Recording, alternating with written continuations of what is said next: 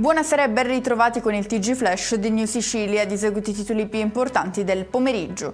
Inammissibile per il TAR il ricorso presentato da una società contro il piano di gestione dei rifiuti della regione siciliana che prevede tra l'altro la realizzazione dei termovalorizzatori di Palermo e Catania. Il percorso è ormai tracciato e andiamo avanti convinti della nostra scelta, ha ribattuto il presidente Schifani.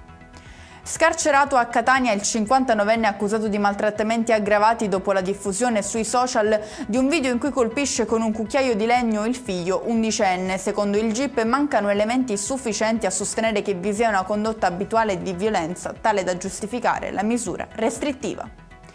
Ci spostiamo a Palermo per una maxi operazione nel quartiere Zen, passato al setaccio da un centinaio di operatori che hanno scoperto e sequestrato armi, munizioni e diverse dosi di droga.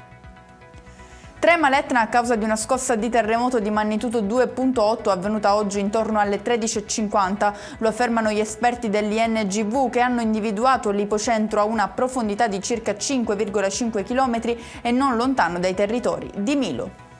Chiudiamo con il meteo. Se è vero che l'Epifania a tutte le feste porta via, quest'anno in Sicilia la Befana porterà via con sé per qualche ora anche il bel tempo. A confermarlo la Protezione Civile regionale che ha diramato un'allerta gialla su gran parte della regione, da cui sono escluse però le province di Catania, Messina, Enna e Palermo. E con questo è tutto, prossimo appuntamento domani alle 13:30. Grazie per averci seguito, buon proseguimento di serata.